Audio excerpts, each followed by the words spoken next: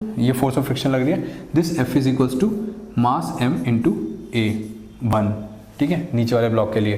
तो F कितनी लग रही है हमारी, म्यू के इंटू एन, ठीक है, इतनी लग रही है। और n की वैल्यू क्या है, mg, तो हमने क्या पुट करा, इट एम्प्लाइज म्यू के into M G upon M, this is equals to A1, ठीक है।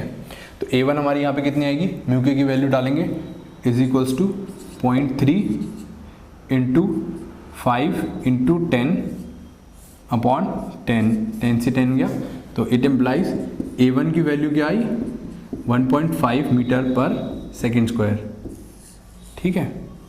ये तो आपकी आ गई एक्सेलरेशन नीचे वाले ब्लॉक की, ठीक है। अब हम निकालते हैं, अब हम फ्री बॉडी डायग्राम बनाते हैं ऊपर वाले ब्लॉक का। वो कितना होगा, ये लेटर सपोज कि 5 kg वाला ब्लॉक है, इसके ऊपर एक फोर्स लग रही है F ऊपर, ठीक है, फोर्स ऑफ फ्रिक्शन लग रहा है पीछे, ठीक है। ये फ्री बॉडी डायग्राम बनाया हमने, तो इसके अंदर हम क्या करेंगे, तो F माइनस F कितनी थी, ठीक है, that will be equal to mu के into M G, F minus mu के into M G is equals to M into A2, ठीक है। अब F की वैल्यू यहाँ पे डालेंगे 45, ठीक है, 45 माइनस म्यू के 0.3 M5 एंड 10, 0.3 इंटू 5 इंटू 10, ठीक है, this is equals to 5 into A2। इससे क्या वैल्यू आई, 30 इज इक्वल्स टू, ये माइनस करेंगे, 45 minus 15 is equals to 5 A2, it implies A2 is equals to 30 upon 5, this is equals to 6 metre per second square. ये जो value आई ये आपकी आई A2 की, ठीक है।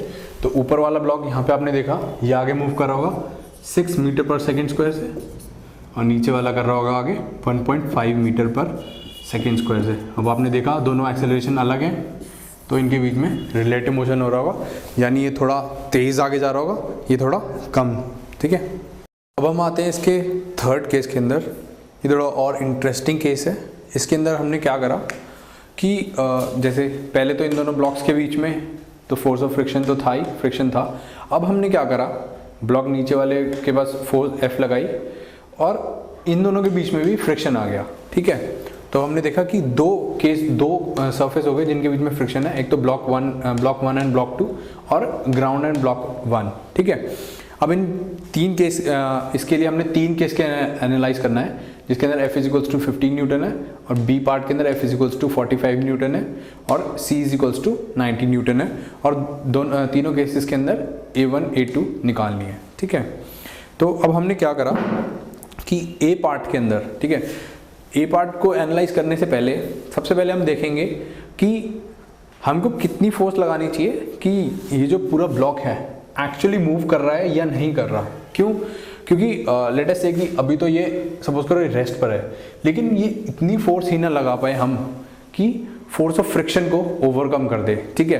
तो अब हम देखते हैं, जैसे लेट अस सपोज कि कोई F है, ठीक है, और मैक्सिमम इससे हमको मिनिमम कितनी फोर्स लगानी पड़ेगी, ठीक है। मिनिमम फोर्स मतलब ये स्टैटिक फोर्स है मैक्सिमम, ठीक है, मतलब इसके बाद ये पूरा सिस्टम थोड़ा मूव करना स्टार्ट होगा विद रिस्पेक्ट टू ग्राउंड।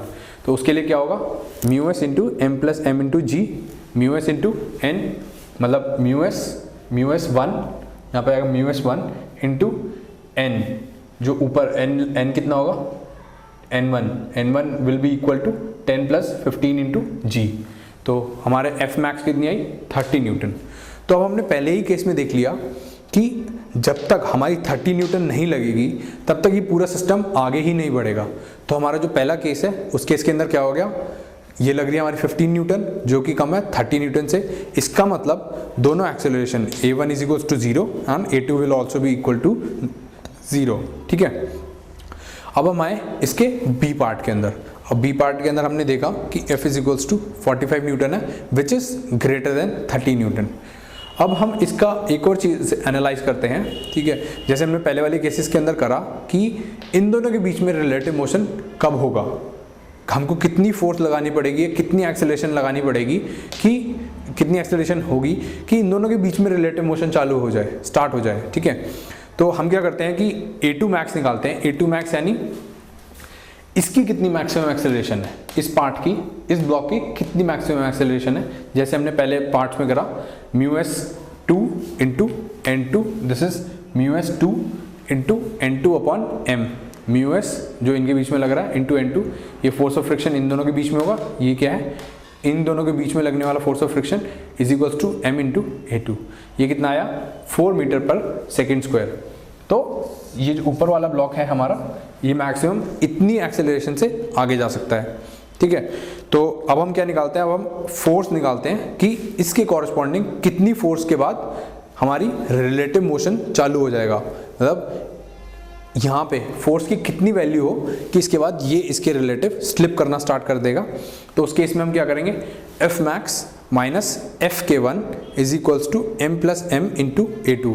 अब अभी हमने ये एनालाइज करने के लिए क्या सपोज करा कि लेट अस सपोज कि ये एक ही ब्लॉक है, मतलब इनके अंदर कोई रिलेटिव मोशन नहीं हो रहा। तो उस केस के अंदर क्या होगा, ये 15, अगर हम मान लेते हैं ये 15 kg का एक ब्लॉक है, तो इस 15 kg ब्लॉक के ऊपर क्या क्या फोर्सेस लग रही होंगी। एक तो F इस डायरेक्शन के अंदर, जैसे ये फ्री बॉडी डायग्राम है, अगर हम एक पूरे सिस्टम का बनाए, लेट अस से कि एक सिस्टम हो गया हमारा 15 kg का। ठीक है, तो इसके अंदर F आगे लग रही होगी, एक ग्राउंड की वजह से नीचे फोर्स ऑफ फ्रिक्शन लग रही होगी Fk1। ठीक है, अब Fk1 होगी दैट इज इक्वल्स टू, अब इनकी लॉज ऑफ मोशन के अंदर इक्वेशन लगाएं तो F minus Fk1 is equals to 15 into A जो है हमारा मैक्सिमम। ठीक है, तो हमने F मैक्स कैलकुलेट करने के लिए यहाँ पे A की जो वैल्यू डाली वो डाली A मैक्सिमम, मतलब कितनी मैक्सिमम एक्सेलरेशन से जा रहा होगा। ठीक है, तो हमने F मैक्स की वैल्यू कैलकुलेट करी, तो m प्लस m कितना है 15 इंटू A2 मैक्स। A2 की वैल्यू हमारी 4 थी, that is 15 into 4 is equals to 60 plus Fk1, मतलब ये तो मूव कर रहा है पूरा ब्लॉक, तो उस केस के अंदर हम काइनेमेटिक कोएफिशिएंट ऑफ फ्रिक्शन लेंगे, दैट इज 0.1। तो 0.1 इंटू जो नॉर्मल रिएक्शन है, नॉर्मल रिएक्शन n1 कितना होगा, अगर मतलब यहाँ पे म्यू इंटू n होता है, तो यहाँ पे n कितना होगा इसके मास के इक्वल, दैट इज 15 kg। तो 15 इंटू जी, 15 इंटू जी। ठीक है, तो ये हमारी टोटल आई 75 न्यूटन। तो इसका मतलब क्या हुआ कि अगर हमारी वैल्यू फोर्स की 30 और 75 के बीच में होगी, तो उस केस में क्या होगा, ये दोनों ब्लॉक्स तो मूव कर रहे होंगे आगे, बट इन दोनों के बीच में रिलेटिव मोशन नहीं होगा। ठीक है, तो ये हमारी मैक्सिमम वैल्यू आई, और जब इसको भी एक्सीड कर रही होगी तो उस केस में क्या होगा, ये दोनों ब्लॉक्स भी आगे जा रहे होंगे, बट इन दोनों के बीच में भी रिलेटिव मोशन हो रहा होगा। मतलब ये इतनी एक्सेलरेशन से आगे नहीं जा रहा होगा जितनी एक्सेलरेशन से ये आगे जा रहा होगा। ठीक है, तो ये तो हमारा हो गया बी पार्ट। अब बी पार्ट के अंदर अगर, मतलब बी पार्ट के अंदर आपने देखा कि 45 न्यूटन है, तो जो आपकी एक्सेलरेशन आएगी वो कितनी आएगी, वो हमने पहले आपको पहले वाले पार्ट्स में भी कैलकुलेट कर रखा है, तो आप इजीली कैलकुलेट कर सकते हैं खुद ही। अब हम आते हैं इसके सी पार्ट पे। ठीक है, which is a more interesting case. ठीक है, इस केस के अंदर क्या है कि इन दोनों के बीच में भी रिलेटिव मोशन हो रहा है और इन दोनों के बीच में भी रिलेटिव मोशन हो रहा है, तो हमको इनके अंदर A1 और A2 की वैल्यूज कैलकुलेट करनी है। तो हम क्या करते हैं कि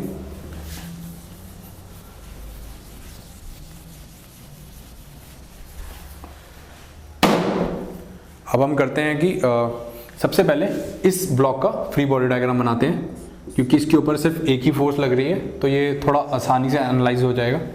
तो इसके ऊपर क्या फोर्स लग रही होगी, आगे की तरफ लग रही होगी फोर्स ऑफ फ्रिक्शन, जो इसको आगे फेंक रही होगी। ठीक है, that will be equal to, क्योंकि अब रिलेटिव मोशन है तो हमको ये पता चल गया, अब हमको म्यू के की वैल्यू लेनी है, ना कि म्यू एस। तो ये क्या होगा, म्यू के इंटू म्यू के 2 इंटू n2। n2 की वैल्यू यहाँ पर जैसे लिखी हुई है, n2 will be equals to, this is equals to m small m into G. ठीक है, तो ये आ गई हमारे म्यू के 2 into M G, this is equals to m into A2। ठीक है, इससे हमारा m से m यहाँ पे कैंसिल हो गया, तो इट एम्प्लाइज हमारी A2 की वैल्यू क्या आई, A2 की वैल्यू आई 0.3 into 10, that is equals to 3 metre per second square. तो जो हमारा ऊपर वाला ब्लॉक होगा वो इतनी एक्सेलरेशन से आगे जा रहा होगा। अब हम क्या करते हैं कि नीचे वाले का फ्री बॉडी डायग्राम बनाते हैं। मैंने आपके लिए यहाँ पे ऑलरेडी बना रखा है। तो आप देखें कि यहाँ पे एक नॉर्मल रिएक्शन जो लग रहा है इसके ऊपर वाले ब्लॉक की वजह से लग रहा है N2, एक नीचे वाली ब्लॉक की वजह से N1, एक नीचे लग रहा है mg, इसका खुद का जो मास है उसकी वजह से जो एक्सेलरेशन जो फोर्स लग रहा है नीचे, एक फोर्स इसके ऊपर आगे की तरफ, एक फ्रिक्शन की वजह से इस ऊपर वाला ब्लॉक लगाएगा, नीचे वाले ब्लॉक के बीच में जो होगा वो पीछे की तरफ इसको खींचेगा। सिमिलरली एक ग्राउंड की वजह से नीचे लग रहा होगा, ठीक है। तो अगर हम इनकी इक्वेशंस बनाएं तो क्या बनेंगी, पहले अगर ऊपर वाले ये वर्टिकल डायरेक्शन में बनाए तो वर्टिकल डायरेक्शन में क्या बनी, N1 क्योंकि ये ऊपर की तरफ है और is equals to N2 plus mg। यहाँ पे साइन कन्वेंशन देखे थोड़ा, मतलब जो फोर्स इक्वेट कर रही है, मतलब ऊपर की डायरेक्शन में सिर्फ एक ही फोर्स लग रही है N1, नीचे की डायरेक्शन के अंदर दो फोर्सेस लग रही है, एक तो N2 और एक mg। तो N1 will be equal to N2 plus mg। अब N2 की वैल्यू आपको पता है स्मॉल mg होती है, स्मॉल mg प्लस mg, ठीक है ना। तो इससे क्या आई, N1 की वैल्यू आ गई आपकी m प्लस m इंटू जी। ये N1 की वैल्यू हमने पहले भी यूज़ करी थी, एक तरह से मैंने आपको दोबारा डिराइव करके दिखा रहा हूँ by analysing only this block, ठीक है। तो अब हम हॉरिजॉन्टल डायरेक्शन के अंदर बनाते हैं। हॉरिजॉन्टल डायरेक्शन के अंदर क्या बनेगी, अब क्योंकि इस ब्लॉक की कुछ एक्सेलरेशन हमको कैलकुलेट करनी है, तो क्या होगी, वो जो एक्सेलरेशन होगी वो इस वजह से होगी। मतलब आप कभी भी ये देखें कि जहाँ पे भी अगर सिर्फ जैसे बैकवर्ड डायरेक्शन के अंदर सिर्फ फोर्स ऑफ फ्रिक्शन लग रही है, तो फोर्स ऑफ फ्रिक्शन की वजह से कभी भी एक्सेलरेशन नहीं आ सकती, ठीक है। कभी भी किसी भी केस में आप ये ध्यान रखें, अगर सिर्फ फोर्स ऑफ फ्रिक्शन लग रही है, फोर्स ऑफ फ्रिक्शन की वजह से मतलब रियलिस्टिक उसमें फोर्स ऑफ फ्रिक्शन की वजह से आप वो नहीं, मतलब फोर्स ऑफ फ्रिक्शन कभी भी इसको एक्सेलरेट नहीं कर पाएगी। मतलब ये फोर्स ऑफ फ्रिक्शन क्यों लग रही है, क्योंकि इस फोर्स को वो अपोज कर रही है। जब अपोजिंग फोर्स होती है ना, तो जो अपोजिंग फोर्स, जो हमारी ये फोर्स ऑफ फ्रिक्शन अगर अपोजिंग फोर्स लगती है तो ये कभी भी मोशन नहीं दे सकती, मतलब कभी भी एक्सेलरेशन नहीं दे सकती। तो हमेशा जब भी ये अपोज कर रही होगी इस फोर्स को, तो हमेशा जो भी एक्सेलरेशन आएगी वो सिर्फ इसी डायरेक्शन में आएगी, ठीक है। वरना इन पार्ट्स में ये कम लग जाएगी और ये इसको इक्वेट कर देगी, ठीक है। तो अब हम अगर देखें, क्योंकि एक्सेलरेशन हमारी उस साइड को लग रही है, तो हम इसको देखते हैं तो क्या आएगा, F minus mu S, sorry यहाँ पे म्यू एस नहीं आएगा क्योंकि अब यहाँ पे रिलेटिव मोशन है, तो यहाँ पे क्या आएगा म्यू के 2, ठीक है। तो F माइनस म्यू के 2 इंटू N2, ठीक है। अगर इन दोनों मतलब इधर वाली देखें तो म्यू के 1 N1, ठीक है, is equals to m into A1। अब हमको म्यू के 2 की वैल्यू पता है which is equals to 0.3, N2 की वैल्यू पता है, N2 is equals to small m into G, ठीक है। N2 is equals to small m into G, जो आपने यहाँ पे देखा, ठीक है। और mu K 1 is equals to 0.1 and N1 is equals to m plus m into G. और m आपको पता है, एक्सेलरेशन आपको कैलकुलेट करनी है, f की वैल्यू आपको 90 पता है। तो इससे जो A1 की वैल्यू आती है, A1 की जो वैल्यू आपकी आएगी, that will come out to be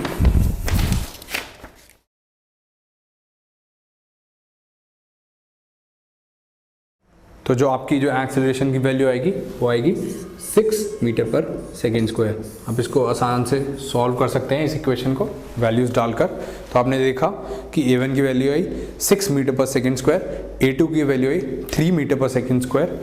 तो जो दोनों की अलग है, इसका मतलब इन दोनों के बीच में रिलेटिव मोशन हो रहा है।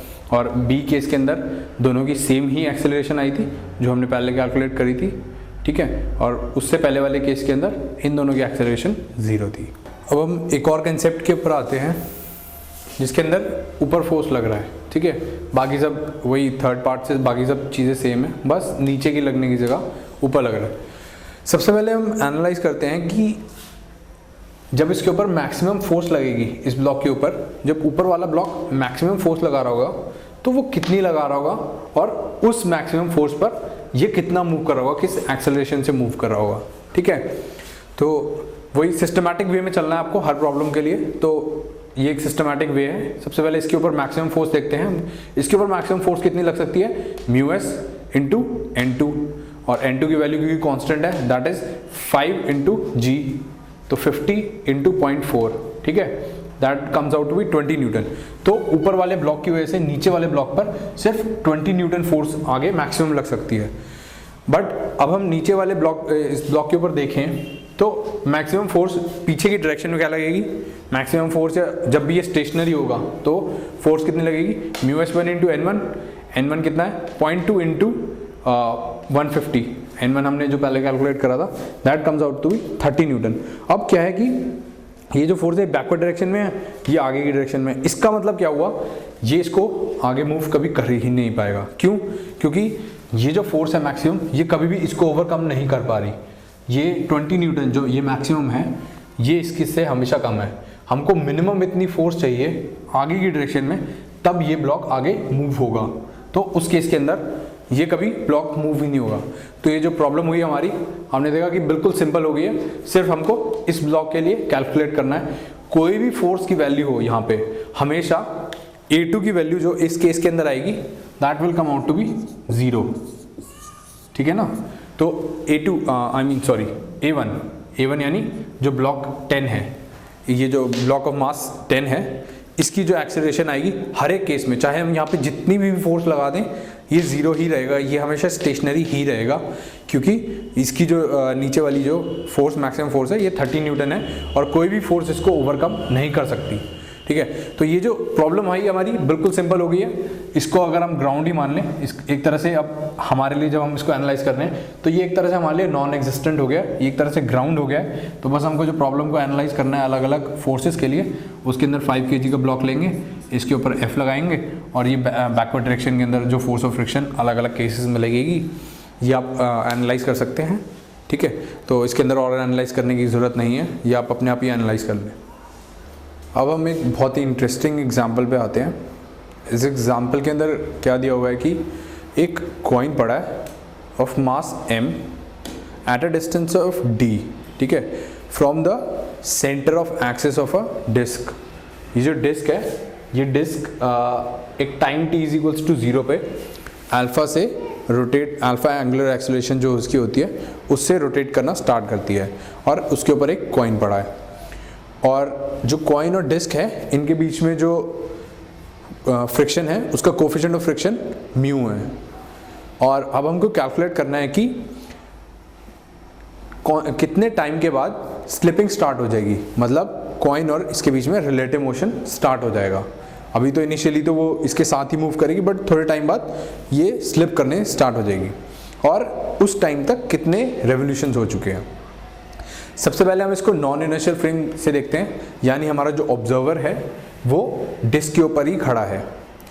तो उसके अंदर हम एनालाइज करते हैं। सबसे पहले हम एक कहना, सबसे पहले तो इसका फ्री बॉडी डायग्राम बनाएंगे इस कॉइन का, और उसके लिए कोऑर्डिनेट्स डिफाइन कर देते हैं। जैसे कोऑर्डिनेट एक्सेस डिफाइन कर देते हैं, जैसे एक्स एक्सिस इस डायरेक्शन में, जेड इसमें और वाई इसमें।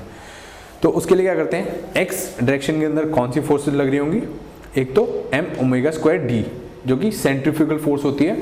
कोई भी ऑब्जर्वर इसके ऊपर खड़ा है तो वो उसको देखेगा कि ओमेगा से रोटेट कर रहा है, तो ये उसके लिए बाहर की तरफ है। This is actually the pseudo force. And similarly एक और सूडो फोर्स है, मतलब जब ये रोटेट कर रहे हैं, एक तो अल्फा वाली सूडो फोर्स है जो इसके ऊपर, दोनों के ऊपर लग रही होगी। ये सूडो फोर्स बाहर की तरफ लगेगी, और एक और सूडो फोर्स लगेगी जो अल्फा की वजह से लगेगी। अल्फा एंगुलर एक्सेलरेशन आपको पता है, जो इसकी तरफ से जो फोर्स आती है ये हमेशा इसकी टेंजेंशियल डायरेक्शन के अंदर आती है, लेकिन ये एक्चुअली अल्फा लग रही है इस डायरेक्शन के अंदर। तो मैंने आपको बताया था सूडो फोर्स हमेशा अपोजिट डायरेक्शन में लगती है, तो that will be in downward in this direction, not downward in the positive Y direction. ये एक्चुअली पॉजिटिव वाई डायरेक्शन है, और इसके बीच में और इसके बीच में 90 डिग्री का एंगल है, ठीक है। तो इसको कंफ्यूज ना करें, एक्चुअली बस रिप्रेजेंटेशन का एक तरीका है। और इस कॉइन के ऊपर एक फोर्स ऑफ फ्रिक्शन लग रही होगी। अब वो फोर्स ऑफ फ्रिक्शन हमको नहीं पता किस डायरेक्शन के अंदर है, वो बस हमने एक आर्बिट्रेरी डायरेक्शन ले ली F, ठीक है। तो अब हम क्या करते हैं कि F नेट निकालते हैं। मतलब ये F नेट क्या है, ये एक्चुअली है जो हमारी फोर्स ऑफ फ्रिक्शन है। जो फोर्स ऑफ फ्रिक्शन होगी वो सूडो फोर्स को बैलेंस कर रही होगी। अब सूडो फोर्स की नेट वैल्यू कितनी है, square root of M alpha D का whole square plus M omega square D का होल स्क्वायर। ठीक है, तो हमको पता है F इज इक्वल टू, जब भी सूडो फोर्स लगती है तो F is equal to M A करते हैं। तो ये जो सूडो फोर्स है ये इसके इक्वेट करेगी फोर्स ऑफ फ्रिक्शन से। अब फोर्स ऑफ फ्रिक्शन की कितनी वैल्यू है, that is mu M into G, मतलब म्यू एन होता है and N is equals to M G है इस केस के अंदर। वर्टिकल डायरेक्शन के अंदर सिर्फ ये दोनों फोर्सेस हैं, तो म्यू एम जी है। बट ये जो म्यू एम जी है ये इसकी मैक्सिमम वैल्यू है इस फोर्स ऑफ फ्रिक्शन की। अब जो ये नेट फोर्स होगी, जो ये नेट सूडो फोर्स होगी, ये हमेशा इससे कम होगी। जिस केस में इससे कम होगी तब जो हमारा जो कॉइन है वो उसके रिलेटिव मूव नहीं करेगा। तो ये हमारी मैक्सिमम फोर्स है। अगर ये हमारी ये जो सूडो फोर्स है ये इसको एक्सीड करती है, सिर्फ उस केस के अंदर हमारी स्लिपिंग स्टार्ट हो पाएगी। तो जब हमको लिमिटिंग कंडीशन देखनी है तो लिमिटिंग कंडीशन में हम यहाँ पे साइन लगाएंगे लेस देन और इक्वल टू, क्योंकि ये फोर्स हमेशा इससे कम या इसके इक्वल होनी चाहिए, तभी ये इसके साथ रहेगा। ठीक है, तो अब हमने देखी कि ओमेगा की वैल्यू कैलकुलेट कर लेते हैं। हमको अल्फा पता है, डी पता है, एम पता है, सारी वैल्यूज पता है, सिर्फ ओमेगा नहीं पता था। तो हम ओमेगा की वैल्यू निकाल लेते हैं। This is omega is less than और इक्वल टू, ये वैल्यू आपकी आ गई ओमेगा की। ठीक है, तो इसका मतलब क्या हुआ, ये ओमेगा जो है इस साइन से हमको क्या इन्फर होता है कि ओमेगा की जो वैल्यू है अगर इस वैल्यू से कम रहेगी, हमारी जो ओमेगा है अगर इतनी वैल्यू से कम रहेगी तब तक ये स्लिप नहीं करेगा। बट जैसे ही ये इसके थोड़ा सा भी ऊपर जाएगा, इसके थोड़ा सा भी इससे ज़्यादा वैल्यू हो जाएगी तो ये स्लिप करना स्टार्ट कर देगा। ठीक है, तो ये हमारी लिमिटिंग वैल्यू ऑफ ओमेगा आ गई। अब हमको क्या कैलकुलेट करना था, time T. Time T calculate करने के लिए हम सिंपल इक्वेशन ऑफ मोशन लगाते हैं, omega is equals to omega not plus alpha T. अब आपको पता है इनिशियली ये रेस्ट पे था, जो हमारी बॉडी थी ये रेस्ट पे था, तो ये जो हो गया ये हो गया जीरो। ओमेगा नॉट जो इनिशियल एंगुलर वेलोसिटी है वो जीरो हो गई, तो टाइम टी आ गया ओमेगा बाय अल्फा, और ओमेगा की वैल्यू आप ये वाली डाल देंगे यहाँ पर, तो टाइम टी आ जाएगा। अब हमको क्या कैलकुलेट करना है, नंबर ऑफ रेवोल्यूशंस। तो नंबर ऑफ रेवोल्यूशंस किससे आते हैं, एक्चुअली जितने थीटा से हमारी वो रिवॉल्व हुई है उससे रिलेटेड है हमारे number of revolutions. Let us से कि हमारा जो डिस्क है वो 2 पाई एंगल से रोटेट कर चुका है, तो हमारे नंबर ऑफ रेवोल्यूशंस कितने होंगे, 1, क्योंकि एक रेवोल्यूशंस के अंदर 2 पाई रेडियन का एंगल कवर होता है। तो हमने क्या कैलकुलेट करा, डेल्टा थीटा कैलकुलेट करते हैं कि अभी तक मतलब time t is equals to 0 से इस टाइम तक कितने रेवोल्यूशंस हो गए हैं, या फिर जब तक 0 से हमारी 0 एंगुलर वेलोसिटी थी और 0 से इतने तक आई, इस ओमेगा तक आई, उस वक्त तक हमने कितने थीटा रोटेट हो गई हमारी डिस्क, तो वो कैलकुलेट करते हैं। तो वो आएगा वही यहाँ पे ये इनिशियल एंगुलर एक्सेलरेशन 0 हो गई, तो क्या आया, ये हट गया तो 2 अल्फा नीचे आ गया, तो delta theta is equals to omega square upon 2 alpha. ओमेगा की वैल्यू आप यहाँ से यहाँ पे डाल देंगे तो आपको डेल्टा थीटा मिल जाएगा। अब आपको डेल्टा थीटा मिला तो नंबर ऑफ रेवोल्यूशंस निकालने हैं, तो आप इसको 2 पाई से डिवाइड कर देंगे। यहाँ पे एक क्वेश्चन है कि आप यहाँ पे 360 से डिवाइड ना करें, क्योंकि जो हमारी इक्वेशंस ऑफ मोशंस होती हैं इसके अंदर जो थीटा होता है ये रेडियंस में डाला जाता है। जैसे रेडियंस में वही आपको जो पता है पाए हो गया, जैसे पाए जो होता है ये 180 डिग्री जब होता है तो ये पाई रेडियंस में डिनोट होता है। ऐसे ही पूरा एंगल पूरा सर्कल कंप्लीट करने के लिए 360 डिग्री होगा तो 2 पाई होता है। तो यहाँ पे ये जो वैल्यू होती है थीटा की ये रेडियंस में होती है, तो हमको जो यहाँ पे डिवाइड करना पड़ेगा वो भी रेडियन से करना पड़ेगा। अगर आप यहाँ पे डिग्री से डिवाइड करेंगे तो वो इनवैलिड हो जाएगा, तो जो आपका आंसर आएगा वो रेडियंस में ही आएगा और नंबर ऑफ रेवोल्यूशन उसी से आएगा। अब हम इसको इनर्शियल फ्रेम से ऑब्जर्व करने की कोशिश करते हैं। इनर्शियल फ्रेम के अंदर क्या होता है कि हमारा जो ऑब्जर्वर है वो ग्राउंड पे है, ठीक है, हमारा जो ऑब्जर्वर है वो है ग्राउंड पे।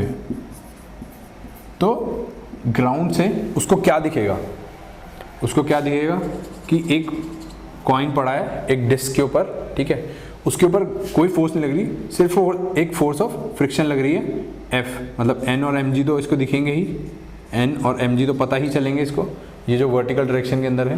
बट एक फोर्स लगेगी F, वो कहीं पे भी लग सकती है, उसको नहीं पता, उसको नहीं दिख रहा।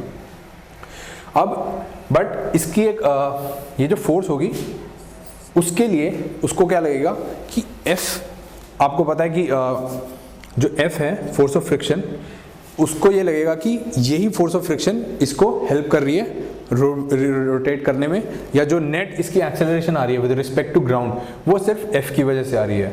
F यानी हमारी फोर्स ऑफ फ्रिक्शन है। तो that will be equal to, जो हमारी फोर्स ऑफ फ्रिक्शन है that will be equals to M, जो मास ऑफ द बॉडी है, एंड A यानी जो हमारी नेट एक्सेलरेशन है।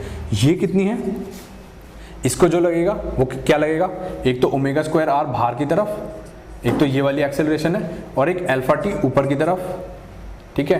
तो इसको जो एक्सेलरेशन, तो ये जो फोर्स ऑफ फ्रिक्शन होगी ये ही इसको एक्सेलरेशन प्रोवाइड कर रही होगी।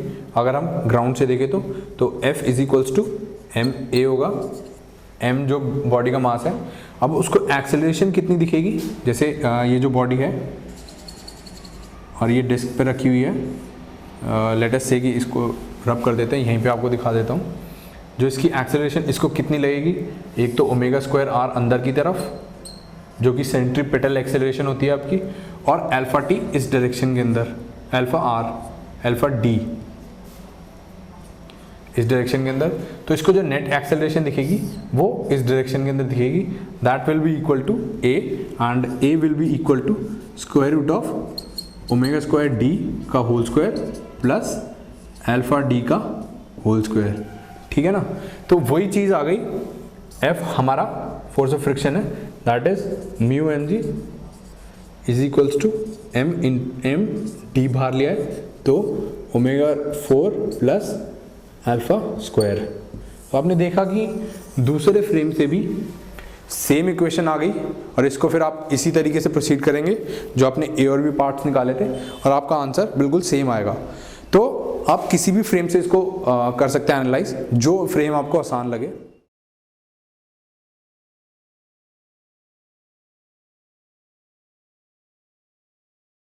अब हम देखते हैं कि circular turning of roads. Circular turning of roads क्या होता है, कभी कभार आपने देखा होगा कि रोड्स स्ट्रेट जा रही होती है, कईयों के अंदर मोड़ आता है, यूँ मतलब घूमता है, ठीक है। तो उन केसेस के अंदर हम कैसे एनालाइज करते हैं उन चीज़ों को, फोर्स बैलेंस वगैरह कैसे होता है। सबसे पहले तो बाय फ्रिक्शन, ठीक है। जैसे कोई भी गाड़ी जा रही है, एक कार है वो जा रही है, वो एक सर्कल पे टर्न करती है ऐसे। तो अब जब सर्कल पे टर्न कर रही है तो आपको पता है कि जब सर्कल पे टर्न करती है किसी भी वेलोसिटी से जा रही हो, तो उस केस के अंदर क्या होगा कि एक सेंट्रीपिटल एक्सेलरेशन या सेंट्रीफ्यूगल एक्सेलरेशन उसकी तरफ इन्वॉल्व हो जाती है उस केस के अंदर, जैसी सर्कुलर आता है थोड़ा भी। अब हम मानते हैं कि सपोज करो ये इसके अंदर हल्का सा टर्न है, ये एक रोड है, इसके अंदर हल्का सा टर्न है, बट उसका कुछ जब भी वो हल्का सा टर्न होगा तो उसका एक रेडियस बन जाएगा, मतलब एक पूरे सर्कल का एक तरह से वो एक पार्ट बन जाएगा। यहाँ से लेकर सपोज करो यहाँ तक एनालाइज कर लिया, और इसके पहले सीधा था, लेट अस से कि कुछ रोड ऐसी है, ठीक है, ये यहाँ से आ रही थी सीधी, और यहाँ पे हल्का सा सर्कल था, और फिर इसके बाद ये सीधी निकल गई। तो ये जो पार्ट है ये ए से बी के बीच में, ये एक सर्कल का पार्ट है। अब इस सर्कल के पार्ट के लिए इसका कुछ रेडियस होगा। इसका रेडियस कितना होगा, अगर हम इसके टेंजेंट नॉर्मल के